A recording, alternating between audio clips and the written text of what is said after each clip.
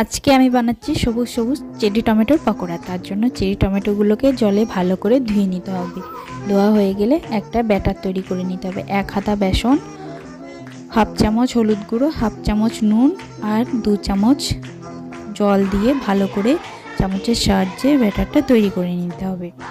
তারপর কড়াইয়ে তেল গরম করতে দিয়ে একটা করে টমেটো নিয়ে ব্যাটারে ডুবিয়ে ব্যাটারটা ভালো করে টমেটোর গায়ে লাগিয়ে চামচের সাহায্যে গরম তেলে ছেড়ে সব পকোড়াগুলোকে ভেজে নিতে হবে। এইভাবে সব চেরি টমেটোর পকোড়াগুলোকে ভেজে নিতে হবে। সব একে একে দিয়ে এভাবেই ভালো করে ভেজে নিতে হবে। এবার একটা বাটিতে সব পকোড়াগুলোকে তুলে নিতে হবে। তারপর ছুরির সাহায্যে কেটে দেখো কত সুন্দর ভেতরটা সবুজ। এবার উপর থেকে বিট নুন ছড়িয়ে দিয়ে তৈরি আমাদের সবুজ সবুজ চেরি টমেটোর পকোড়া। এই সবুজ সবুজ চেরি টমেটোর পকোড়াগুলো একটু টক টক খেতে লাগছিল।